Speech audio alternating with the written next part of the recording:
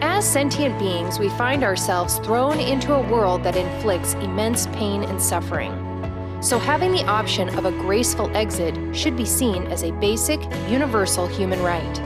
Since our existence is better to never have been, we should all have the right to die. Welcome to The Right to No Longer Exist, a Right to Die podcast. In this show, we attempt to change the perception of society's views of voluntary euthanasia and what true autonomy could look like. Hey everybody, welcome to the Right to No Longer Exist podcast. Thanks for coming and listening. I appreciate you all, and I have a guest on, Nobo, and he wants to share his story, and we just want to have a conversation too about different aspects of the right to die and what it is to exist on planet Earth. Thanks so much for coming on. I really appreciate you coming on to share your thoughts. Yeah, thank you. I've listened to the podcasts that you've made, and I thought they were extremely well done and extremely helpful and important. So I thought I would just throw my voice in, just to add to the momentum. And I'm really hoping other people will feel, that they can also speak about it more openly. Yeah, no, I think it really does help a lot to have more people share and people can listen, and it's just therapy really for people that are in a position where they want to die, but they have nobody to talk to whatsoever. They can't talk to their family or friends, and they feel isolated because of that. And there's got to be some kind of outlet, where someone at least can listen and hear other people's stories or thoughts and be like, yeah, I get it. Yeah. I'm not the only one, the I'm not the only one kind of feeling it's pretty important. It's really important, I think. Yeah, because also, even if I don't add any new ideas, because I don't think I'll be adding anything new, but just the fact that more people are, saying that they hold these opinions helps to normalize it. And so eventually people will be able to overcome psychological barriers more easily, because, there's barriers in terms of access to peaceful death. And then there's barriers that are kind of legal.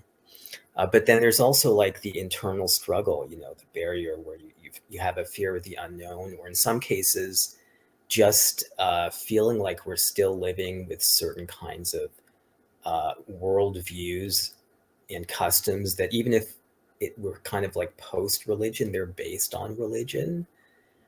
And so that could even make people kind of like too afraid to go through with it. And then they just sort of linger, suffering, which I think is wrong, Yeah, completely. And hopefully a group and like this, a podcast like this or whatever, can be a place where people sort of derive some degree of confidence too, because as a human species, we develop this communal kind of village mentality. But once you're part of that tribe, you feel confident in being part of that tribe.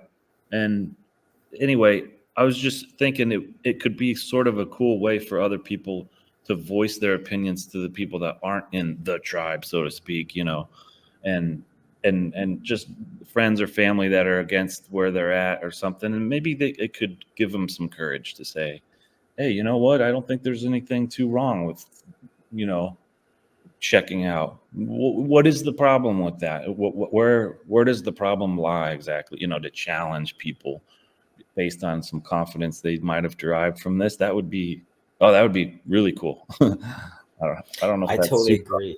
but Yeah, I mean, that's pretty much where I'm at as well.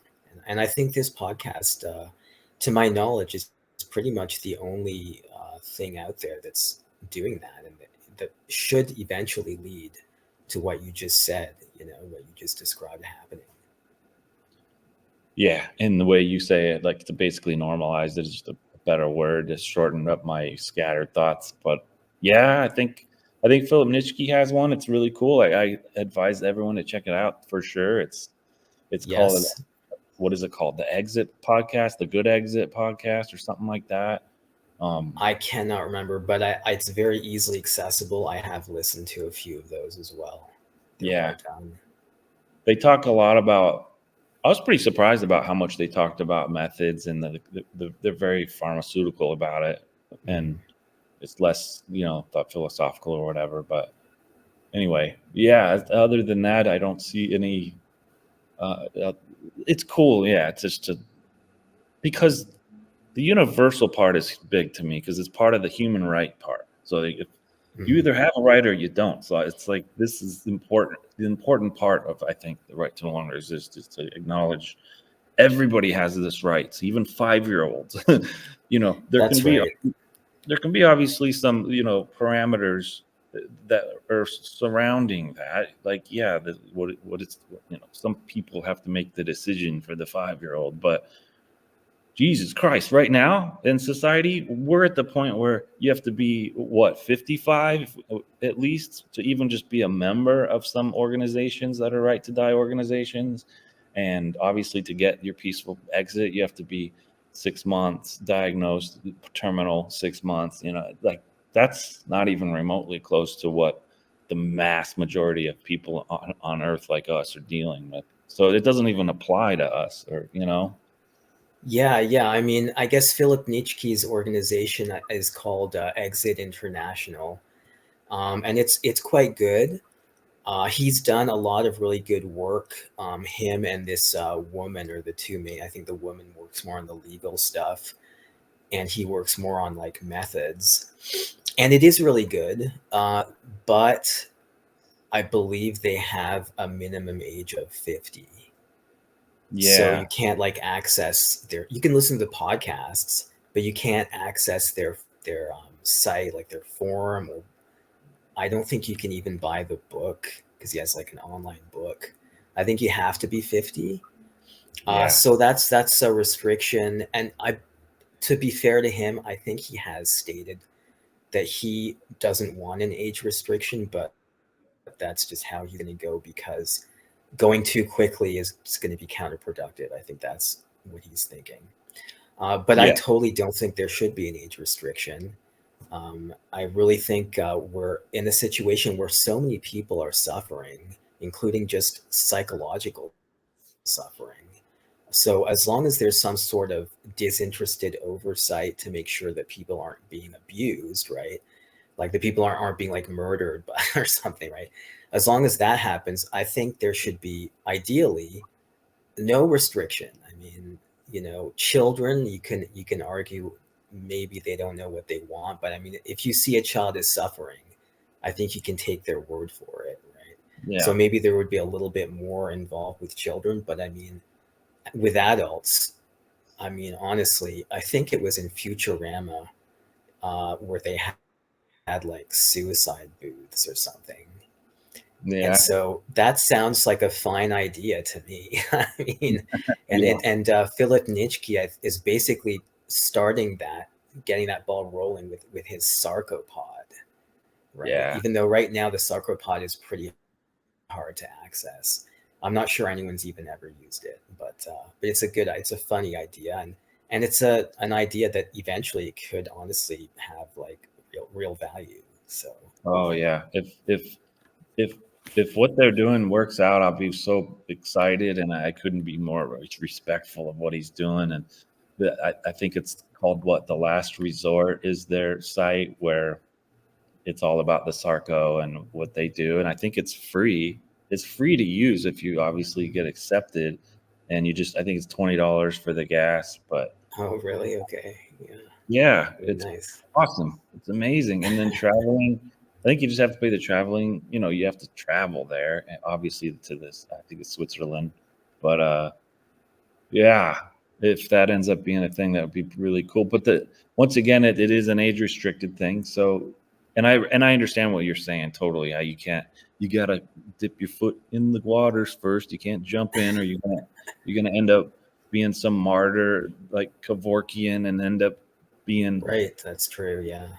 you'll tarnish the image of the whole right to die movement. If you go too quick. And I understand that, but I fully support what he's doing, and I hope it goes. Yeah.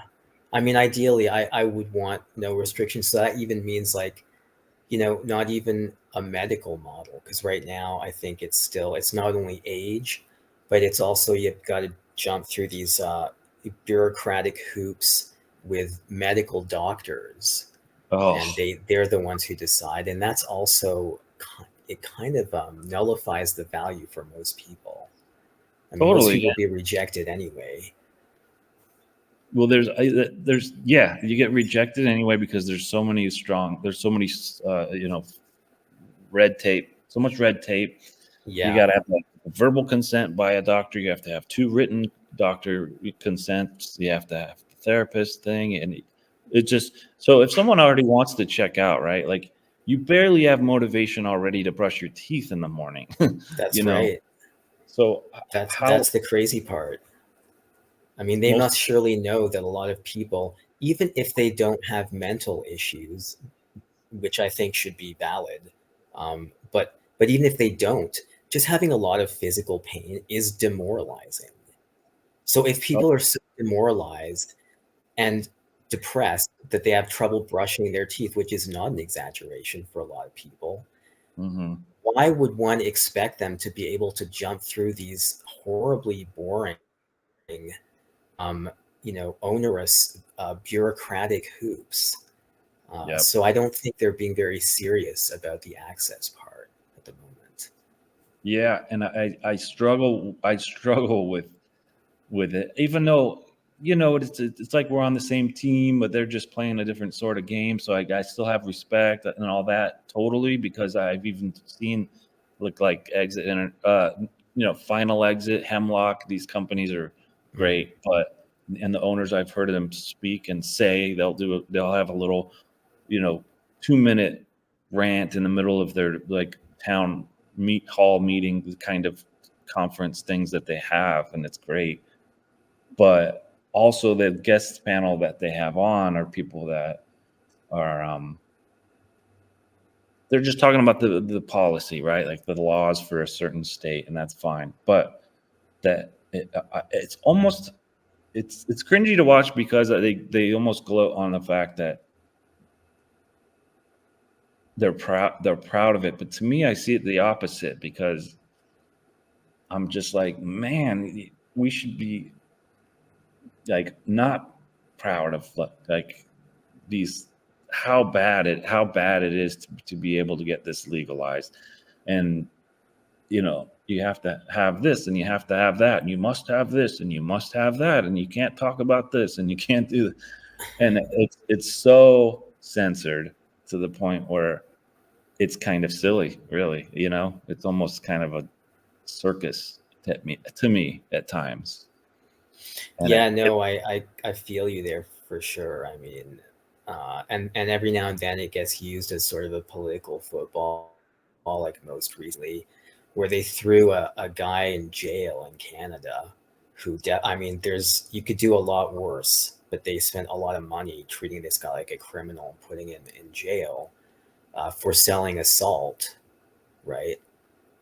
Which is totally outrageous. So it's sad that it moves very slowly. It's sort of like 2 steps forward, 1 step back. Hopefully the forward momentum is a little bit is what gains over time. But yeah, yeah, it's slow going. And so it I, is. I was I was going to say that I think changing the culture is something I think is really important, and I've mostly thought a bit about that because I know a lot of people have done a lot of work with the other stuff, but getting people to see it as not scary and not like a strange or outrageous or a suspicious type of request. I think that is also equally important. Oh yeah, big time. But basically, I mean, once we've convinced the public that suicides can be rational, and I would argue that most already are rational, and people accept that with arguments and whatever, I think it could change quicker because of that, and say, oh shit, yeah, this isn't just some impulse thing that we've done, and you know, You just, something bad happened, and an hour later you've done something, and that can happen on impulse. But even upon impulse, is it irrational even then? I don't think it is. I mean, I always tell myself, when we're thinking of the big picture, I don't think any amount of suffering any amount of pleasure or well-being justifies any amount of suffering. Yeah. Okay, so I think there's just no inherent life there's no inherent value to life. From what I can tell, I can't find any. Some people are happy, good for them, and a lot of people are unhappy. And before, there were religious explanations that were not totally rational for why life was inherently valuable and why you should maybe even put up with suffering and not kill yourself. But I think now, we have to start having more honest, open conversations about how that's not real. Okay. And if we've moved into a post-religion culture, which I think we have, we should acknowledge more and more. And I just want to throw my voice into the conversation, just hoping others will as well, that there is no intrinsic value to life, and there's no value rationally to suffering. Maybe some people want to suffer for some other cause. Maybe they want to suffer for someone they care about. But if you don't have that and you're just always unhappy, there's just no reason to sort of like sit around alive continuing to suffer. Yeah. That's the position that I hope people can internalize more and more. Yeah. And the fact that also when you're dead,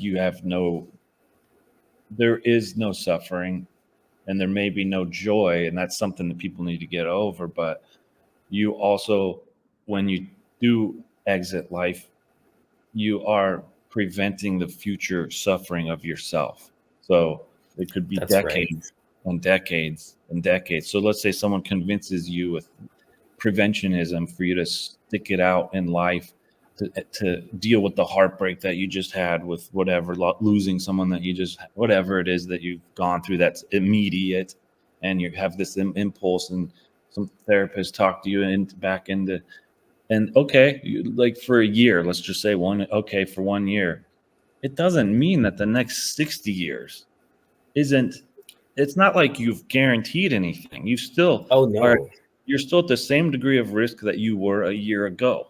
So that's right. Where's the goal here? You know what I mean? I think it's go ahead. Oh, I was just saying that the goal to these people almost seems like it's about quantity, not quality. That's all. That's right. I mean, most people who are unhappy and start considering suicide because they're unhappy, I'm pretty sure, I mean, I don't know for sure, people can correct me, but I'm pretty sure usually their lives don't improve all that much. I think that's the exception. So, when you have people involved in suicide prevention, if you call one of those hotlines, instead of someone saying, don't be afraid, this is all just a ridiculous circus, we don't know why we're here. We have no recollection of asking to come into being. This is just totally weird and awful. Really, it's horrible for a lot of people. So just you deserve it. You're not a bad person. Have you done anything horrible? No. You deserve to just not suffer. Instead of that, they come up with all these ridiculous attempts at like making you stick around essentially for more misery. Okay. Yeah. And they're definitely not the ones who are going to be able to solve your problems in life. That much is obvious. If they said, stick around, what's your problem? We have enormous resources. Oh, do you need a job? We're going to give you a job. It's going to be good and fulfilling for you. And they can't do that. They're not going to do that. But they're telling you not to kill yourself, even though tomorrow you're going to wake up and continue suffering.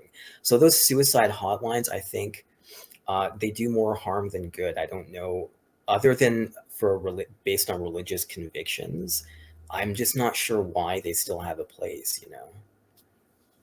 Yeah, I think it's maybe, unfortunately, they've succeeded much more in creating these norms that unfortunately the right to die can't or hasn't done yet, and they have made the society believe that just sticking around is the ultimate goal, and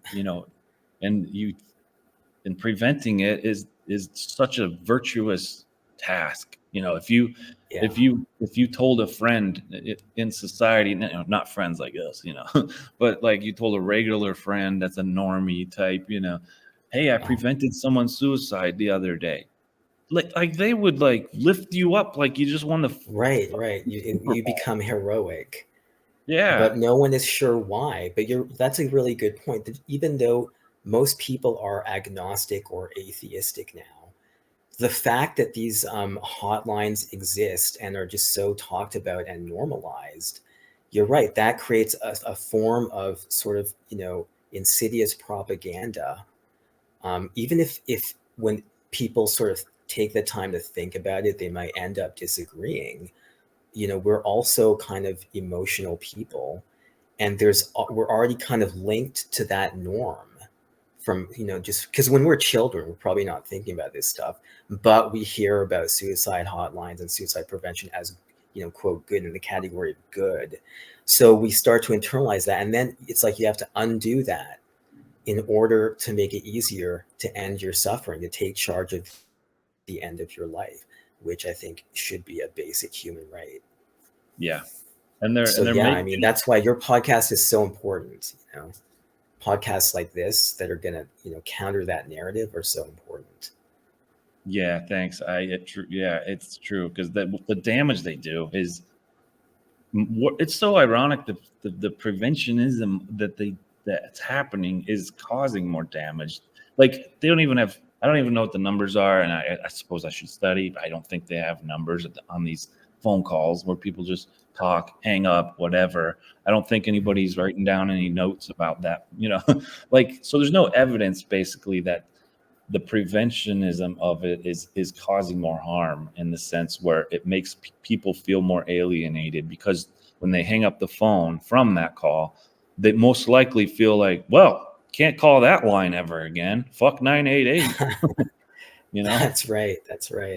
Like Yeah, and so I feel more alone now because a company that's designed on this topic has made me feel like a misfit even more. So what the fuck? Like, who am I supposed to turn to now? That's exactly. yeah. Yeah, they don't actually help, but they have an advantage because there's already this embedded narrative, and so they can dissuade people in the moment without helping them. And as you say, then the person is thinking, I can't even call them now. Mhm. So the only thing they can hope for, the only thing that they can go to, is some sort of an online community, which does exist. There's a couple websites. They're not perfect, but they do exist. And some people have said exactly what you said, that being in a community of other suicidal people has in fact helped them, and very probably even delayed their suicide. And that's something that the suicide prevention people might be interested in trying to understand. Yeah, they should be. They should, because that 100% is a form of prevention, is to feel kind of like earlier I was talking about with the tribalism, like, hey, at least I know a group of people are out there that I can confide in completely and not feel censored, or I cannot say this or I can't say that. You can say whatever you want when you have a friend that's on the same page as you on that. You can confide in them all you want, and it's more valuable than therapy, because a It's therapist is way obvious. more valuable. Yeah. Yeah, Yeah. I mean, I have a very low opinion of therapy personally. me too. So I would, that's not saying much, it's more valuable, but yeah, I mean, it's like way more valuable, Yeah, and it's free, unlike therapy. yeah, it is. And therapy's charges, and at least in my experience going to therapist, I leave those rooms every time feeling a sense of more depression than when I walked in, and Yeah. hopelessness. Ditto for me, honestly. I was very disappointed. I've tried different types of therapy over the Yeah, and course of my life. then of course, just like medication or therapy, they'll be like, well, did you try it enough? How long did you go for? And it's just like, it's always more cheese, chase more cheese. Come on. Cause eventually Right. you're going to get that really good Gouda cheese that just tastes amazing, but it's going to take 8 months for you to get there, and it's like the brushing your teeth thing. Like, man, you really think I have 8 months to invest in talking to you when the entire time I'm talking to you, I feel like you're my enemy, not my friend? Yeah, and it's crazy. And I mean, 8 months is extremely optimistic in my experience. Yeah. Therapy is like the only job where you never have to prove that you actually did anything useful. I mean, Yeah. I remember once when I was young, when going to therapy the first time, I asked, so when will I be cured? And this guy thought it was kind of amusing, and explained to me how some people stay in therapy for the entire duration of their lives. Yeah. And so I was thinking, really, that's a pretty bizarre setup you've got there. You call Yeah. yourself a doctor, you haven't actually fixed anything or cured anyone, and you just take money, and these people just keep showing up for their entire lives. I mean, isn't that called like fail? Yeah, I Like, know. wouldn't normally in any other job, wouldn't you just be fired after like 3 or 4 years? No, no. And yeah, that's the thing, is like the only thing that matters is the money and the insurance. And that was my first observation of the first therapist I ever went to, was that they had to document every time I would go. At the beginning, we do a quick survey about how I felt. I don't remember, 1 to 10 scale, whatever. And basically the therapist admitted to me that I had these numbers of getting better had to be higher every week or 2 or month, I don't Right. know, in order for the insurance to pay for the continuation of that patient to come. So that just proves a fail right there, Yeah. like, because it's like all lies. Because I would say, I'm not better. Are you better about this and that? And I'd say, no, I'm lower than last week. And she'd be like, well, and she would literally try to convince me into raising the number up higher, because she would say, like, the insurance won't Yeah, pay yeah. for if I That's don't. ridiculous. That sounds like a comedy skit. I mean, it's I it's know. almost hard to believe, but I do believe it, because I know that most therapy seems like just fraud, basically. I mean, I'm not sure they've helped many people. Yeah, Some and then people say that they benefit, good for them, but I mean, not I know a lot of people who, like me, considered it to be a waste of their time and money. So yeah, and I have a personality where I feel like if you're not invested, I'm not invested. And to therapy's credit, they are really burnt out. I bet it's a really quick burnout kind of job, though, to just listen to people all day. that's And possible. I had a therapist once that it was so clear how burnt out they were, and they weren't invested in me at all, and because they were just tired of the whole thing, and it made me just be like, blah, whatever. If you don't care, I don't care Well, yeah, either. absolutely. I mean, I So heard a story from someone, I totally believe this, that during all the therapy sessions, including one where his dad was brought for the session, this doctor would be basically, you could hear him, his eyes would sort of start closing. You could hear him snoring, like gently snoring. And then jeez. when the father, for the one where the father got irritated, was like, what's going on here? And then the doctor gave this ridiculous bullshit excuse, like, I go into a meditative state. This is like my method for therapy. He seriously said that. Like, it's honestly ridiculous. Okay. Oh man, that does sound, that's funny. That's a skit too, if I've ever. And yet it's funny because it's true. It's funny and catastrophically real. I mean, Yeah. Yeah, therapy ends up being very classist, in the sense where it's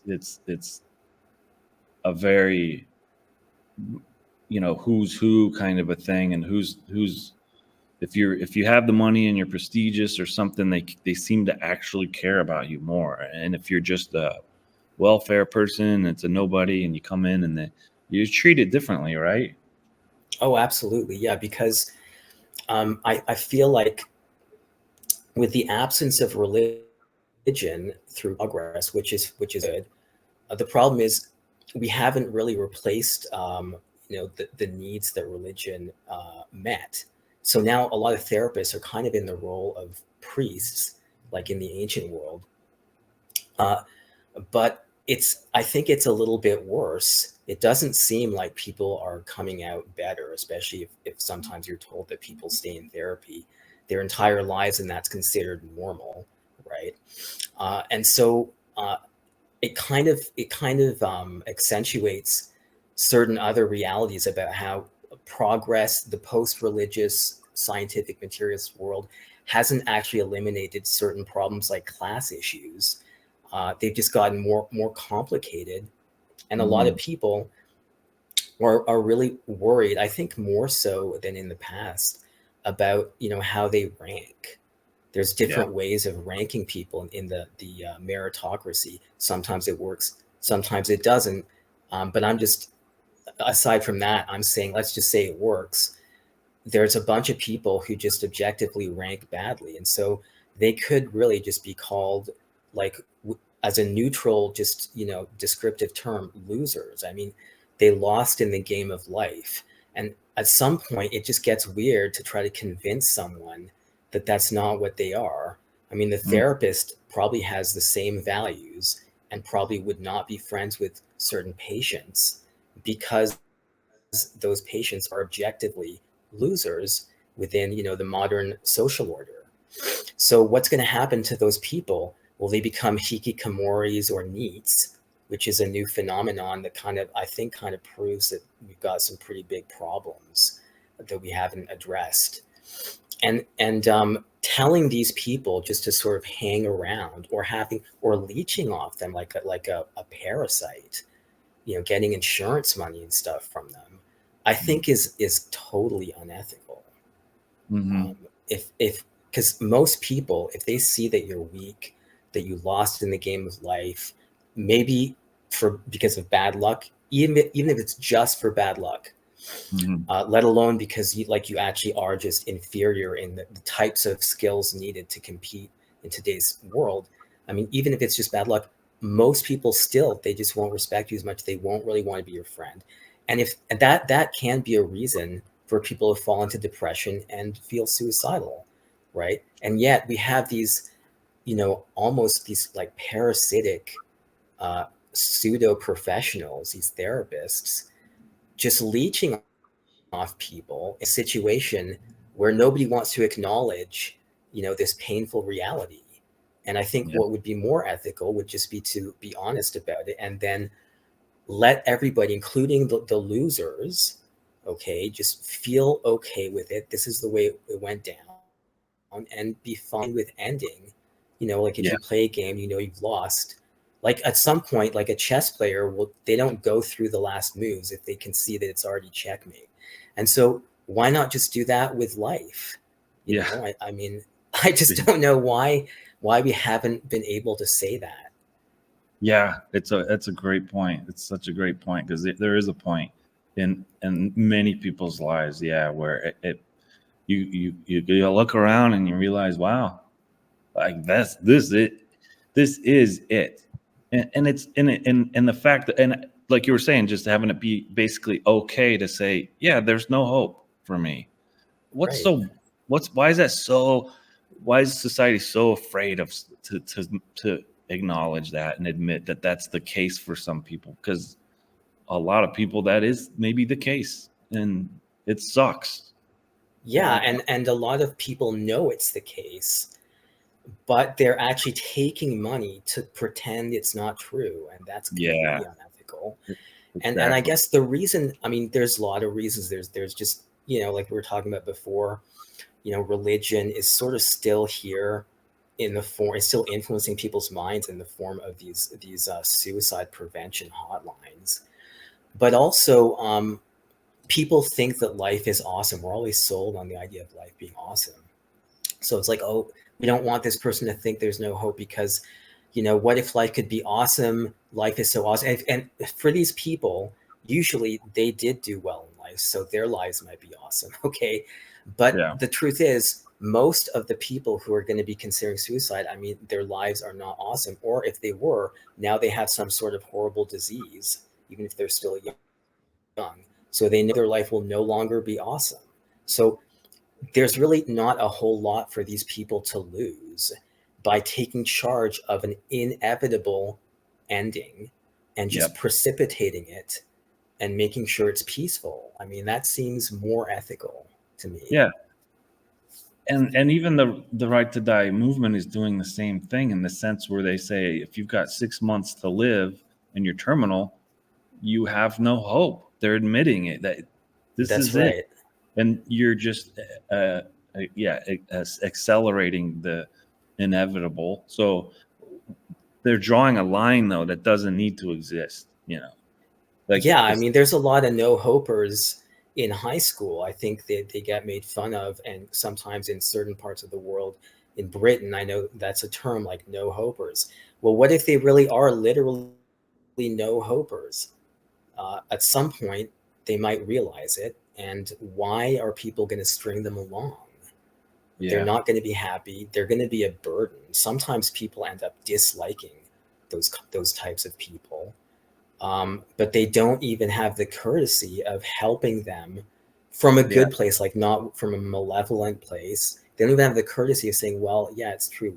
They should be helped to have a peaceful option, a peaceful death option, right? yeah, yep, And it's going to be more and more obvious, I think, because there's this new phenomenon of hikikomori. It's not that new, but hikikomori and neets. And I think this is kind of also like a testament to the fact that something's just being gravely mismanaged in modern society.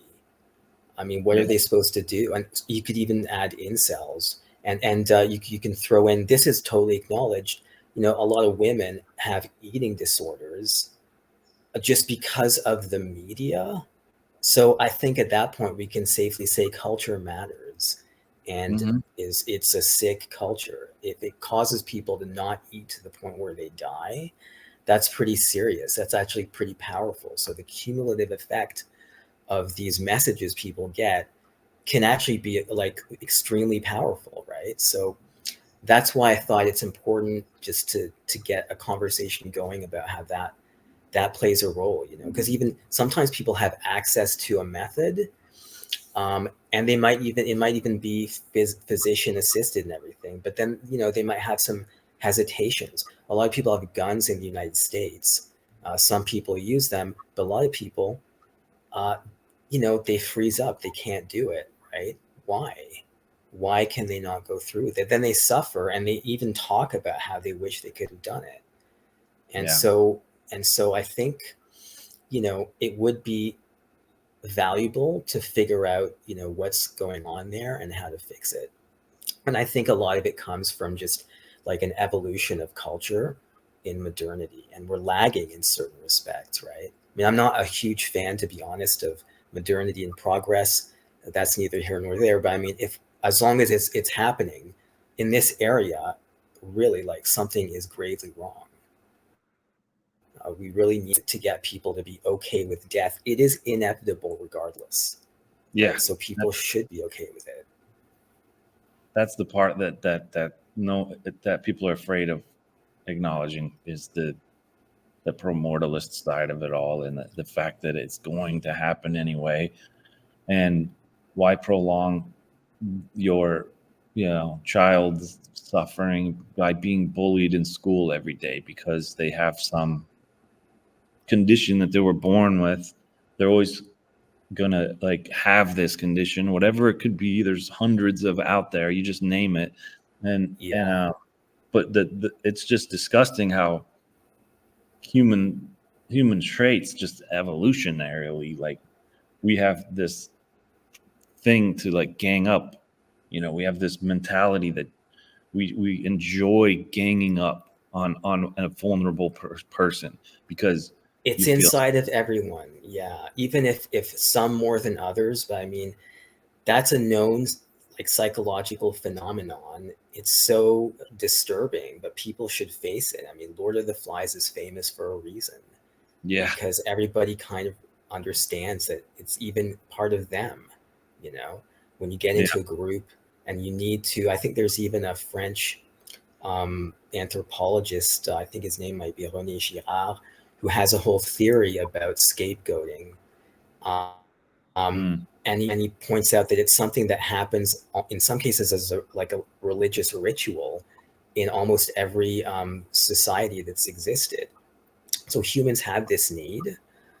And so when you see that someone is almost always going to end up like serving the group by playing that role, helping them out by playing that role, that's shit for that person, right? yeah, And they're probably, even though as adults people do it less, but they're probably still going to not be well liked or not be.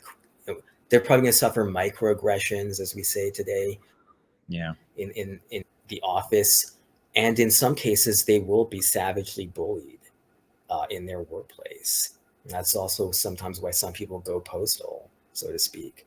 So I mean, if you don't want people going postal, maybe just, you know, start to be a little bit more honest about your own nature, about how society works, and about, you know, how we can really help people. yeah. Was that, I don't know what that whistling was. Sorry, my computer just dinging me. Okay. Okay, yeah. So that's just sort of what I was thinking, is that, you know, there's all these situations where the quality of someone's life can be pretty terrible and almost certainly won't be improved. And honestly, let's say that they're, you know, they're an adult, and it could be improved, but they're like, yeah, but you know what? I just don't feel like it. I mean, I Yeah, just don't like it enough to bother gambling. Even if the odds are good, they might just be like, yeah, but you know what? I just don't feel like it. What is the big problem with letting them leave? yeah. Some people have good lives. They don't even have physical problems. And at a certain point, they're like, I just don't understand this life thing. So I just don't want to be here. And they do kill themselves. Yeah, And what is the big problem with that? Some of them are writers, I think, and they're kind of hailed as heroes. Yet we have this this stigma about taking charge of the ending of your story, an ending that must happen in any case. yeah.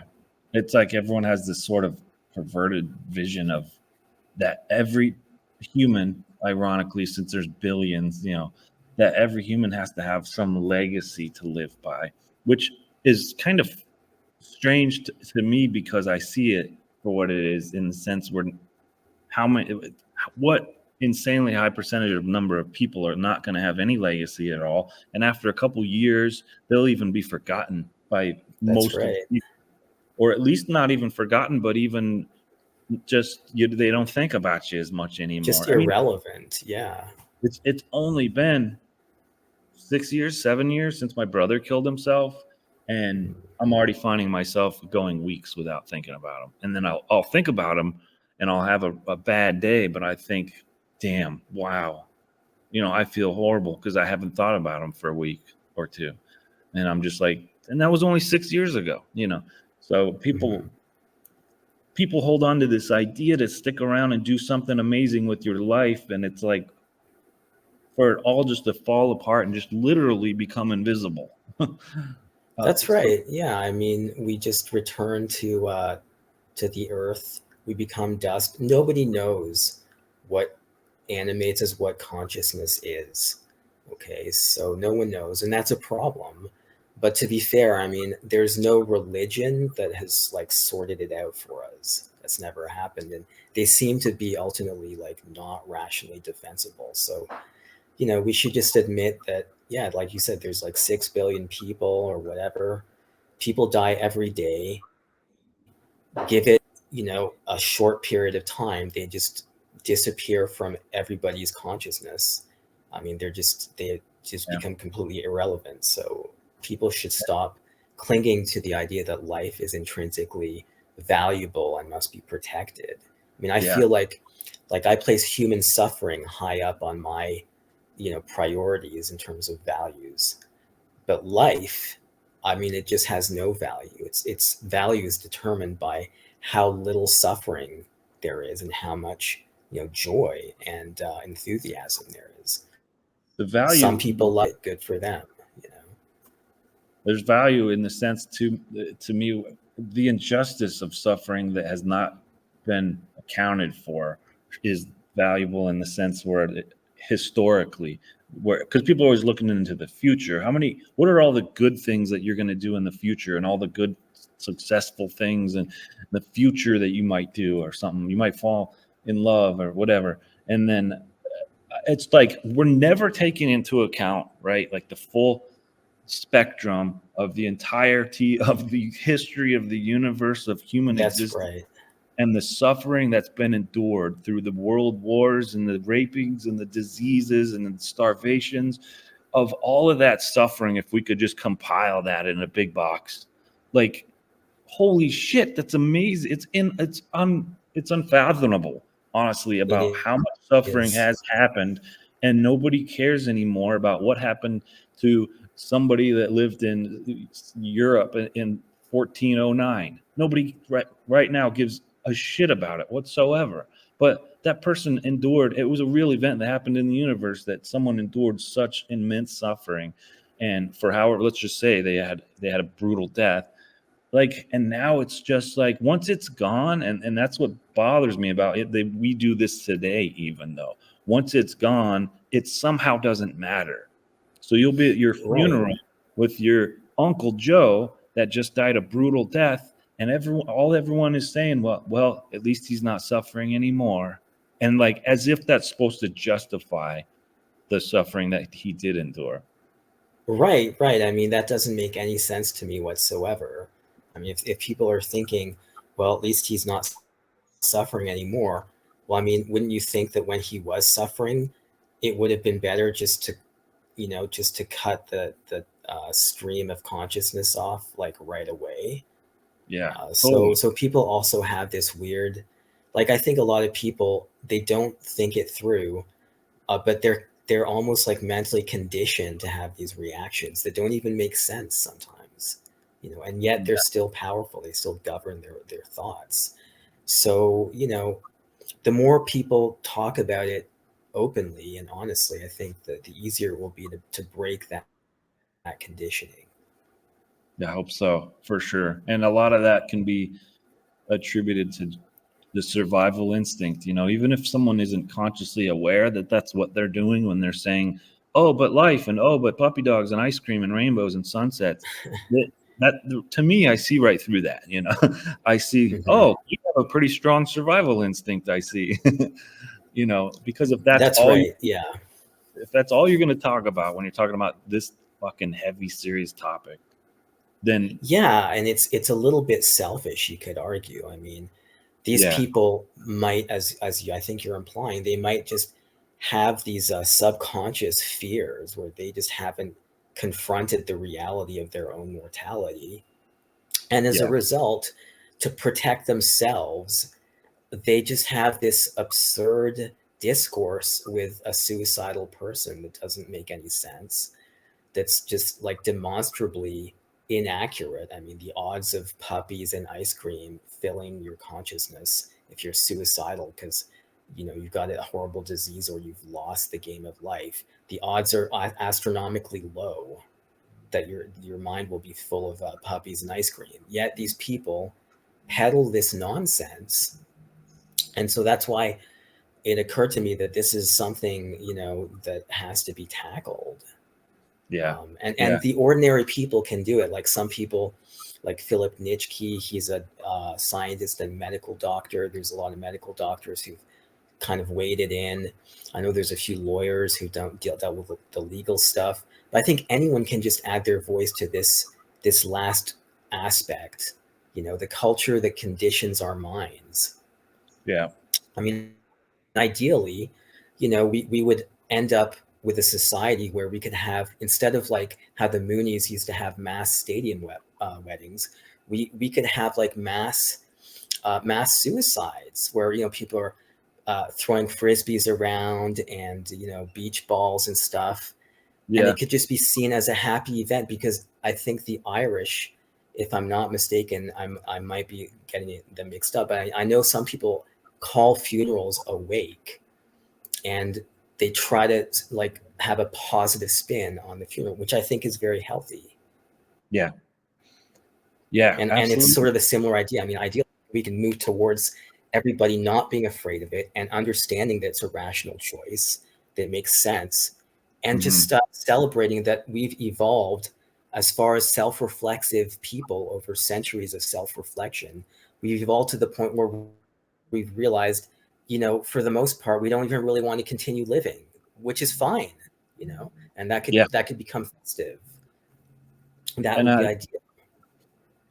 And talk about, puppies and ice cream and sunsets and stuff. Like, if you're in the midst of a big mass suicide party, like, you're really going to enjoy that ice cream 10 times more, because you're going to be like, this is wonderful ice cream, but you also have this recognition that you would have, oh, well, I'm not going to ever need to desire this ice cream ever again either.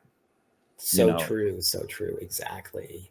There's not going to be this. Yeah. I mean, it's deprivation of it. Exactly. So you'd enjoy it more, and you'd leave, in a good state of mind, which I think is very important. And in the meantime, I had this idea that I kind of got from a writer who talked about playing Russian roulette.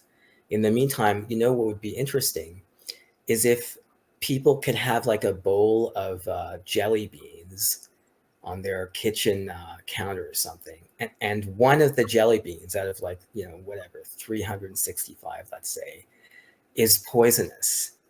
Let's say you could find a poison that was like odorless and you couldn't see it and it was peaceful, and it's on one jelly bean. So then every day you pick up a jelly bean and eat it.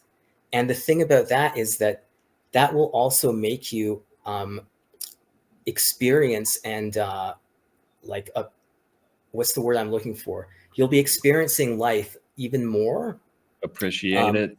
That's the word. Sorry. Yeah. Thanks. So you'll be appreciating your existence, all the moments, way more, because you will know that you just took this risk of your life ending. So then, for people who are all about how life's awesome, that actually will improve people's lives.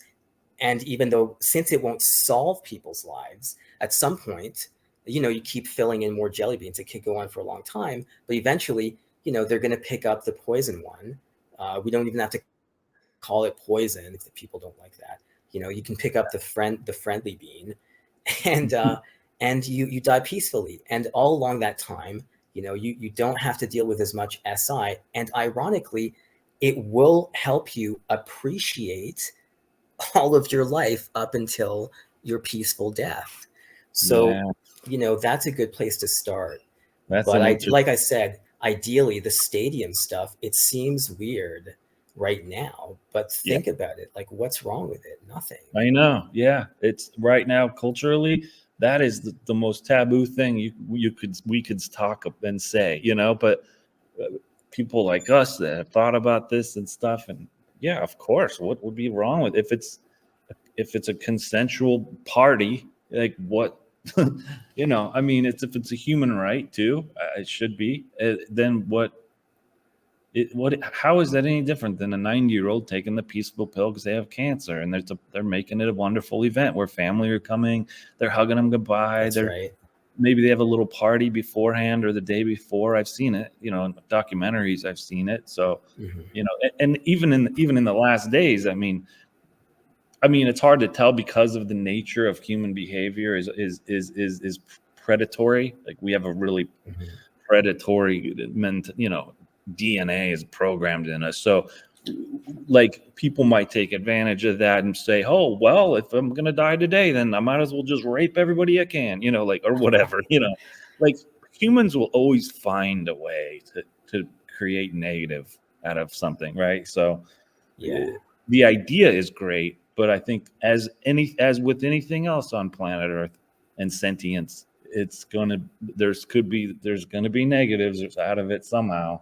And I don't, it's a great idea though, and if it could be a reality, that would be super cool. But even, I don't know, people could just exploit it or take advantage of it. But yeah, totally. Yeah, like there always has to be, some sort of careful design with like a disinterested oversight to prevent abuses. And so, I'm not really like a policy guy or anything. So it might not be possible. But as a concept, I'm just throwing it out there, and if someone could figure out one day to make both of those ideas, the jelly bean bowl or the stadium thing, realities, that would be great. And that's what I'm hoping could eventually happen due to people like me and others throwing their voices into the conversation in great podcasts like this one, and all the previous guests, and hopefully there's going to be a lot of new guests as well, and having conversations with all of the different groups. Like I know there's Exit International, there's a forum that is supposedly controversial, but it's actually quite good, and there's I guess Dying with Dignity and Compassion and Care. So they and there's Dignitas. So there's different organizations. Some of them are more restrictive and based on a medical model, some less so. But we should be having these conversations. I don't think any of them are religious organizations. So if they're not religious, I mean, I don't exactly understand why they cling to, for example, restrictive, terminal illness or very old medical model things. I just don't get it. But just talking about it, I think helps. And eventually, hopefully, you can take the credit with this podcast. It's the only one of its kind that I'm aware of. Maybe eventually we'll have the stadium thing. Yeah, that would be so amazing. There'll be a big poster of you up. No, I appreciate it, really, truly, because people like you that talk about these ideas, which are really cool ideas I never thought about, actually. So that, you're going to add to the collection or the archive of all of these things. And and people in these other groups and movements, I'm sure, maybe believe the same things we believe as far as having these full rights, but they're busy working in the realm of policy and the baby steps that's needed to get there. And like that's realistic, and I understand that. That's just the reality. Like we're not all of a sudden going to be like overnight, human right, it's free for everybody. It takes time. But it does take time. But at least, people hear your podcast, and I don't know, hopefully there'll be other podcasts, other guests and even other podcasts. And eventually people will have to, maybe some people will say, I'm not religious, but I still think there's something wrong with it. And good, but then they should defend it. They should explain it and defend why they should be, conditioning people with that anti-suicide narrative. Because suicide sounds bad. I just used the word suicide, but I mean, all it means is you're taking charge of an inevitability, which is the end of your life. Yeah. You're taking charge of it. That's all. Yep. Why should you not be allowed to do that? I mean, I don't know why. It's insane. It's truly one of the most insane things of today.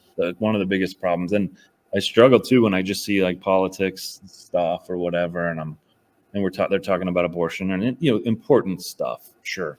But I'm also kind of just like, guys, can we at least like bring up a tiny little mention? Yeah.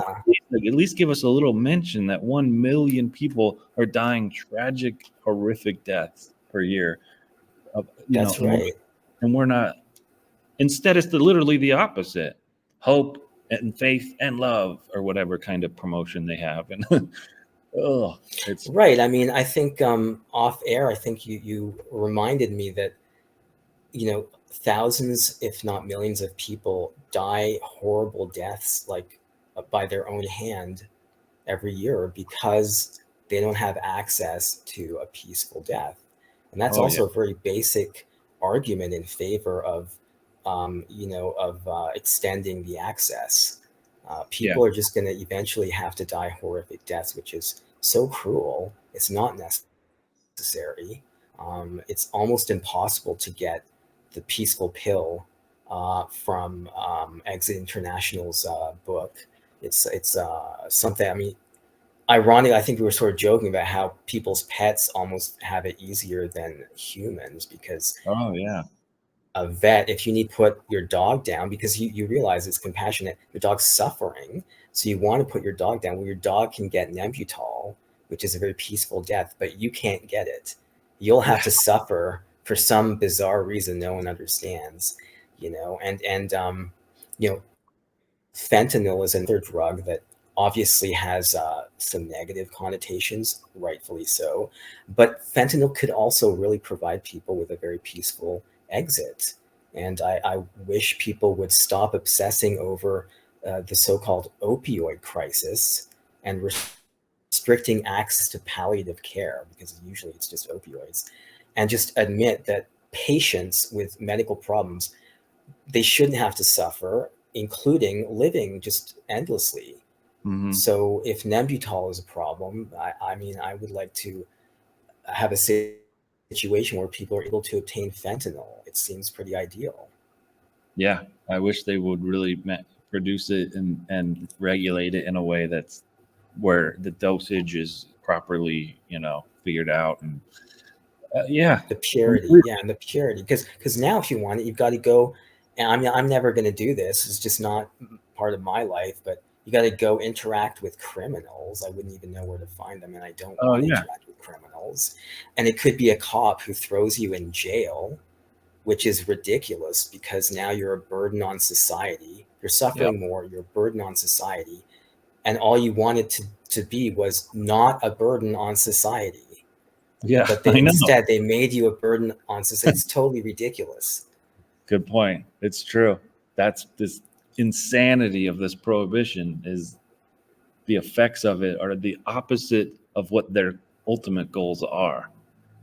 And obviously our results, your personal results, are the opposite of what you wanted too. Mm-hmm. And you can avoid, and by having that be a peaceful method, you can avoid not only these tragic deaths of 1 million suicides per year that succeed in deaths. So this is the nightmare that preceded someone's death, which is the horrific way to face your suicide, in your survival instinct and the horrors that you have to do, and not to mention whatever brutal methods you have to do. But it's not only those people that succeed, it's the people that don't succeed is also another traumatic number. I don't know. Yeah, that's horrible. Yeah. That's horrible. So these people try to go to end up dead that don't, and now they have to deal with the consequences of whatever it is: coma, surgeries, paralyzed, whatever. Like those,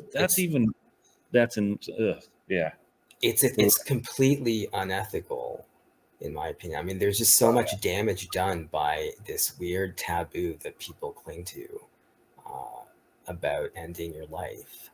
Yeah, and it's such a crime, and that's why I get so frustrated. It's a crime that no one's paying the price for. Nobody. It's like everybody's hands are washed clean from it. They just wash their hands. They don't care. And I think this problem, the number of suicidal people, is probably going to just increase. I mean, I could be wrong, but I mean, I feel like in the short term anyway, I don't see things getting much better. And people, one of the byproducts, I guess, also of our modern society is I think there's an increasing number of people who sort of have a type of Peter Pan syndrome, because in the past, when people were living under what is an irrational worldview, religion, but they believed it because they didn't have better ideas. At least they had reasons to want to become adults. Okay, they wanted to take on responsibilities. They wanted to get married. They wanted to have children, look after children. But now, what is the big reason for wanting to be an adult, especially if you're sort of already floundering and you've lost in the game of life? Is there a reason? I can't think of one. Yeah. so that Yep. you can be a wage slave and be like bullied in your workplace and excluded from social experiences. Oh, And then yeah. eventually, because you're so unhappy, you're probably more likely to end up with physical ailments as well, right? So, I mean, I'm speaking a little bit from that perspective. I've always suffered from depression and anxiety that went undiagnosed for a long time, since childhood. But now I'm getting older, and now I'm noticing, yeah, I'm going to have physical problems as well. So for some people, really, things just don't get better. And Yeah. if you know that, like, you're never going to have a good job, you're never, I mean, the only thing I could think of for a reason to want to become an adult is to have sex, which is just, I feel like, not that great a reason, honestly. Yeah. I mean, and if it's going to be really good for you, odds are your life's going to go pretty well. If you're one of those people, you probably won't be suicidal anyway. Okay. Yeah. So if you're suicidal, probably just having sex, I mean, it's not going to be that awesome. It's not going to change your life. So yeah, I see a lot more people probably becoming, you know, like man children, as some people call it. I think that Mm. phenomenon is probably only going to increase. Yeah. And these people, really, I mean, what's their reason to continue living? At best, they're kind of like buffing, they're like numbing the pain with distractions, as neats and hikikomori in their apartments playing video games and stuff. But I mean, I don't think these people are very enthusiastic about getting up the next morning. I think a lot of them are unhappy, you Yeah. know. They're just coping with. So that, yeah, they're coping.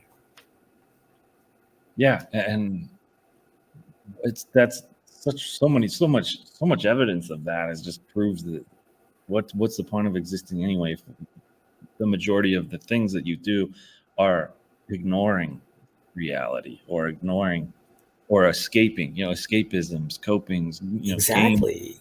games, drugs, sex, rock and roll, whatever. It's all Right. If everything that you need to do to get through the day is escaping this reality, well, that means that, logically, you should go for the final escape, the final yeah, exit. yeah, Don't you exactly. just leave? I mean, Yep. Yeah. And it depends on each person, and it's a very interesting thing about how some people, though, no matter what happens to them, and they could really struggle, and I've seen this, they could they never consider that, and that's okay. If you don't want that choice, you don't have to have that choice. This isn't for you. It's an mhm. optional thing. It's always going to be an optional thing. Of course, we're not going to impose it on humanity, but well, that's a different subject. I mean, I wish nothing existed. I wish the whole earth would blow up. But that's Yeah, yeah. I mean, even that doesn't shock me at this point. The more you think about it, the more you're thinking we don't even know why life on Earth exists at all. yeah, So why are we so committed to, like, protecting it and yeah. perpetuating it and ourselves? I mean, is there a reason? No, there's no reason. Yeah, and it's brutal just thinking about not only humans too. Like I always want to try to remember to mention this, but it's not even just humans that I want to fight for. It's the animals, the degree of wildlife animal suffering, non-human wildlife is so extreme, insane. A shark will eat a ton of food per It day. really, yeah. I mean, if you watch some of these wildlife shows, it's almost like you're wondering if there should be like a parental advisory. I mean, Yeah, the wild world out there of animals is just shockingly violent and in some cases sadistic. And yeah. so, if that's part of this beautiful planet, I mean, I'm just not sure all of it is really that beautiful. That's You where know? I see right through stuff too, where I'm like, oh, more survival instinct, the way that they make these Discovery Channel wildlife things so romanticizing the Yeah, suffering, where they'll say this majestic, slow motion footage, this majestic right. lion just put its amazing fangs into the antelope's neck. It's just watch that blood just spurt out, and I'm I like, mean, what the fuck is this? This is like murder porn, exactly. I mean, these are things that could be, and in some cases are posted on like gore video sites. Yeah, Okay. I mean, yeah, because it's just so violent and shocking. But that is, in fact, what goes on just sort of routinely on this planet in the animal kingdom. I mean, some yeah, people, like hunters, they try to say, you don't know what animals feel. They just bleed out and they don't care. And that could be true. I don't know. Like, we don't know. But I mean, we know that cats, they're kind of sadistic. So maybe like their prey don't care. They're just like, oh, yeah, I'm going through life. I never think about it. Oh, it looks like I just got torn up. And they don't even feel much pain. And they're like, I guess I'm going to die soon. Like, it could be, but we don't know. And I mean, if we say that they're similar to us because they're mammals, I think it's fair to speculate that they probably suffer. And sure. so, look at the world. It's just a horrible, it's a hellish realm. Honestly, Yeah. it's just a total hellscape. And seeing stuff like that too makes me want to just go, because I'm like, why? Like, not even just the humans, and like true crime shows. You watch some of those, and that's human Yeah, on human. Like, that's brutal in and of itself. But then I'm like, then you see the wildlife stuff too, and you're just like, oh my god, what insane show am I? This reality I'm living in. This isn't a TV show. This is the reality I'm seeing, and I can see it when I just go to the grocery store. There's some person, homeless person passed out and just looks like they haven't showered in a year. Like, it's so right. sad. I mean, so much. If you can't, what's that? What is that cliche phrase? But I think it's kind of a good phrase for all the cliche phrases there are out there. It's not, you're not sick to live in a sick society. Like, it's not a measure of health to see the sick society in a Yeah, positive way. like yeah, like you're not the one, you're not sick. You're just living in a sick society and you're Yeah. just reacting to a society that is sick. And in fact, it seems that, maybe we can arrive at some agreement, some consensus that in fact life on earth is a sickness. Yeah. It can be categorized as a sickness. It's just not desirable. We'd like to fix it. We'd like to cure it. There is one way, and that would just be everyone going extinct. Yeah. Um, Yeah. at And I least wish, humans would no longer suffer.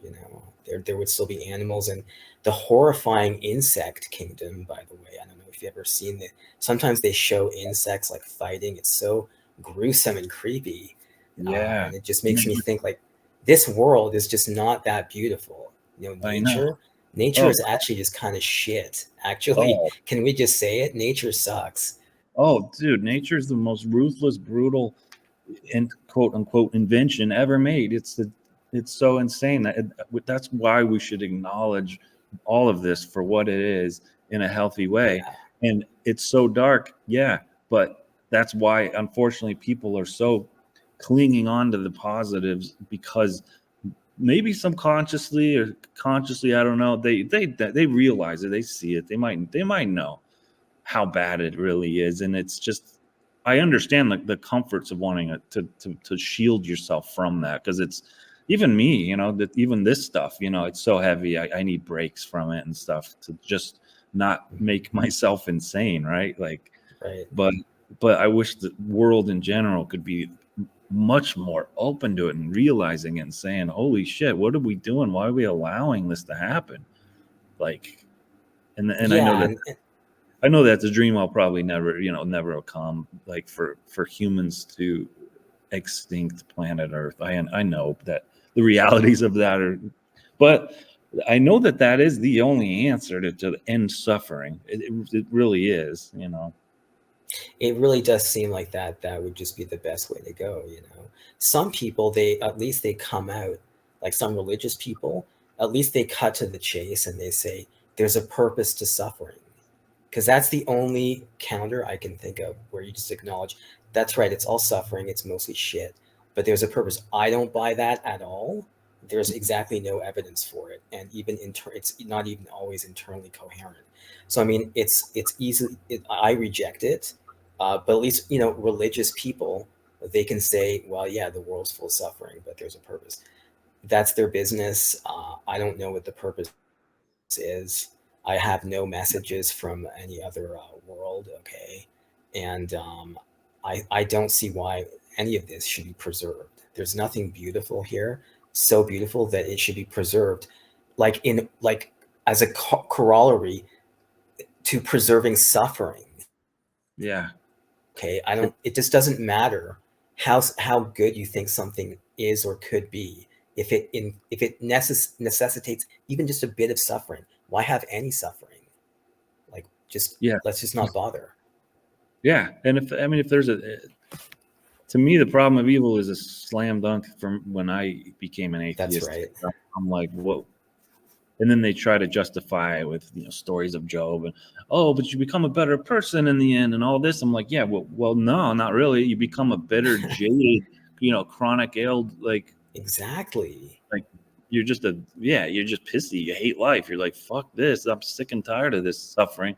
Or you don't even live through it. So what productive redemptive value had come out of something when in the end you just died from it? Exactly. Nothing. Or you could even just end up becoming a hateful criminal because of your crappy circumstances, and then add more suffering to the world by preying on other people. So it's just there's just nothing convincing for me about like placing any value in life. So personally, that's my position. I just don't see why people cling to it. I don't see why they have a problem with other people choosing to end their own lives, right? I mean, we're not talking about ending other people's lives. We're just saying people have a human right, as you put it, to I think it sort of falls into the category of self-determination anyway, right? To take charge of the end of their life. That's fair, Yeah. Yeah, well said. I really love your thoughts and opinions. Really appreciate you.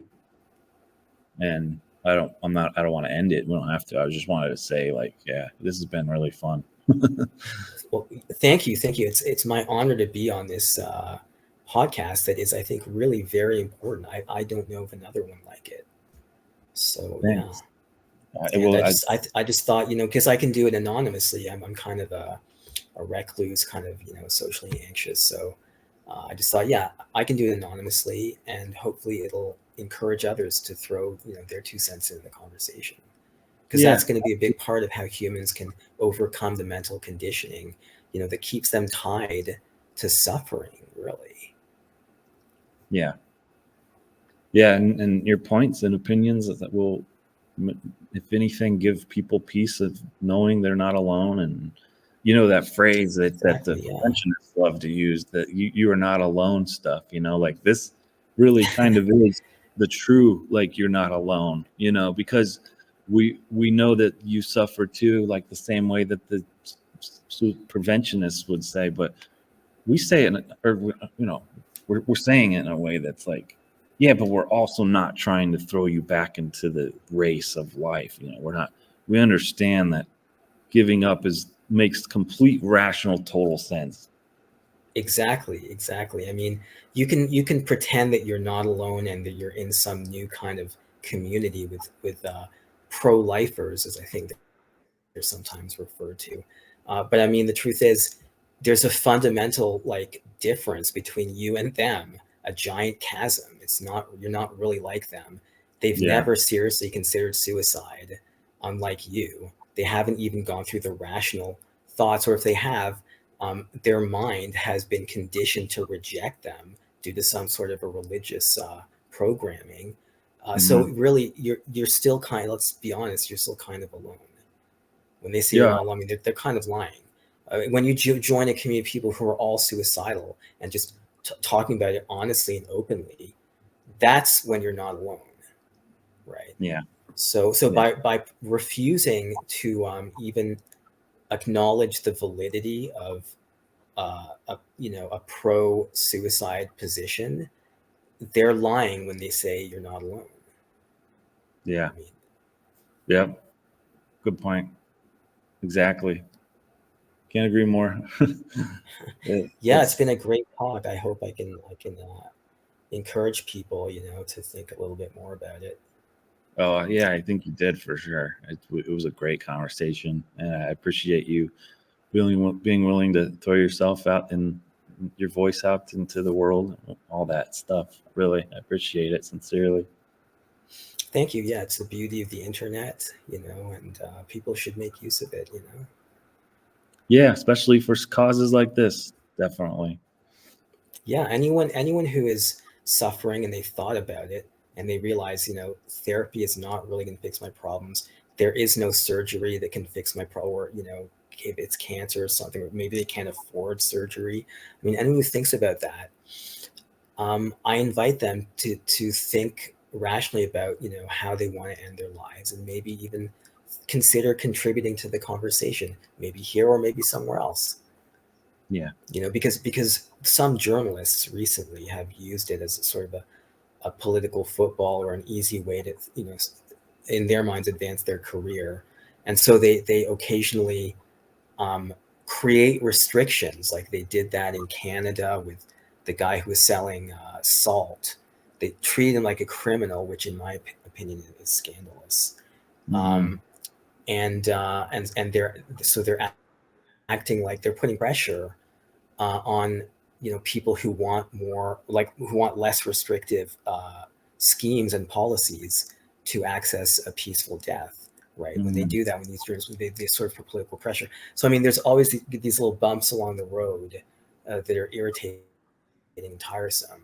But overall, I think a lot of people are coming around to seeing the world the way we do, and I think that's grassroots, but also from the top down. I know there are people who sort of see things the same way. So, I think this is going to continue. I know, how far it's going to get. I don't know if we're going to see, our dream of a stadium festive, end of life.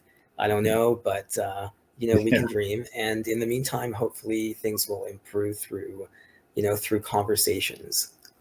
Yeah, absolutely. That's a great way to say it. I agree. I hope that happens too.